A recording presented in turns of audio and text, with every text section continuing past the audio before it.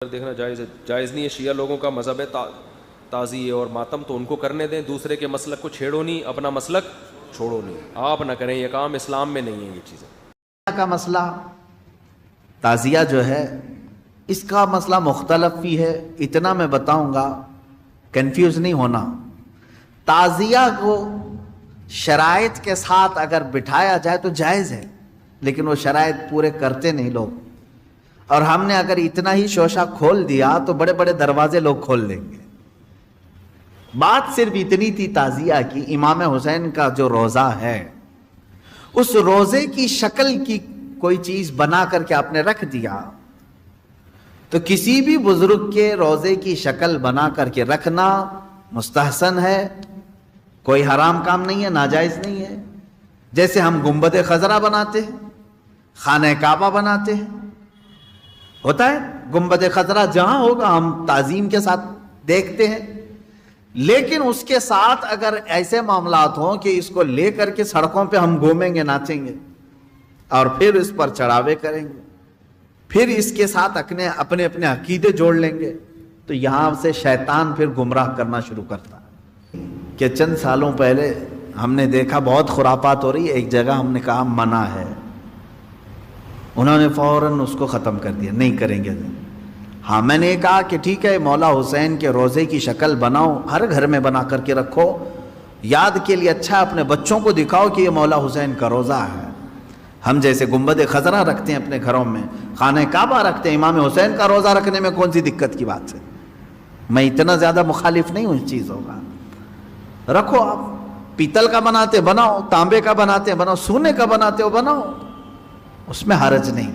ہم جس چیز کی مخالفت کرتے ہیں وہ خرافات و حرام کاریاں جس کو باہر سڑکوں پر کیا جاتا ہے، میں اس کا مخالف۔ خیر بات آئی، بند ہو گئی، لیکن ہوتا کیا تھا معلوم ہے؟ چند دنوں کے بعد دوسرا محرم آیا تو گھر والے کہتے ہیں کہ حضرت وہ تو بند ہیں لیکن بچے ویسے ہی ناچ رہے ہیں، ہاتھ ایسے لمبے کر کے خود پنجہ بن گئے ہیں اور ناچ رہے ہیں۔ تو میں اس چیز کو مثال میں اس لیے بتا رہا ہوں کہ بنی اسرائیل بچھڑے کی پوجا کرتے تھے، حکم آیا ان کے قتل کا، قتل بھی ہوئے، بچھڑا بھی مار دیا گیا، لیکن زمانے تک ان کے دلوں سے بچھڑے کی محبت گئی نہیں تھی۔ وہی ذکر آج کی آیت میں نے پڑھا ہے، اللہ فرماتا ہے ثم اتخذوا العجل من بعد ما جاءتهم البینات، پھر یہ بچڑے کو ایسا لے کر کے بیٹھے رہے جبکہ ان کے سامنے کھلی ہوئی نشانیاں تھی۔ وَأُشْرِبُوا فِي قُلُوبِهِمُ الْعِجْلَ، اللہ فرماتا ہے ان کے دلوں میں ایسا لگتا ہے بچڑا پلا دیا گیا ہے، پی گئے ہیں بچڑے کو، اتنی محبت تھی، جبکہ روشن آیتیں اور دلیلیں دیکھی۔ تو خلاصہ یہ ہے میرے عزیزو، کہنے کا مطلب کہ بعض چیزیں گمراہیاں ایسی ہیں جن کو چھوڑنے کے بعد بھی وہ کچوکے لگاتی رہتی ہیں، برے گناہ بھی ایسے ہیں جن کو چھوڑنے کے بعد وہ دوبارہ دماغ میں وسوسے ڈالتے رہتے ہیں۔ ان کاموں کو حتمی طور پر اپنے تصور میں بھی نہ آئے۔ اعوذ باللہ من شر الشیطان الرجیم کثرت سے پڑھیں، اعوذ باللہ من شر الشیطان الرجیم، من شر الشیطان الرجیم۔ اے اللہ میں پناہ مانگتا ہوں تیری مردود شیطان کی ان شرارتوں سے جو میرے دماغ میں ڈال رہا ہے۔ تو یہ اسی کی طرف سے ہوتی ہیں، وہ پرانے راستے پر لے جانا چاہتا ہے، گمراہی کی طرف لانا چاہتا ہے، وہ خرابیاں جن کو تم چھوڑ کر کے آئے ہو یاد دلاتا ہے، ایک بار اور چلا جاؤ۔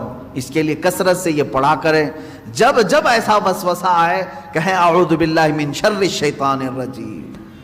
آج ہی صبح گناہ سے توبہ کیا، سوچا کہ نہیں کروں گا یہ گناہ، لیکن رات ہوتے ہی پھر خیال آیا ایک بار اور کر لو، میں بتا رہا ہوں فوراً اس وقت یہ پڑھو اعوذ باللہ من شر الشیطان الرجیم۔ اے اللہ میں تو چھوڑ چکا تھا شیطان مردود، پھر مجھے لا رہا ہے وسوسے، میں تیری پناہ مانگتا ہوں مردود شیطان کی۔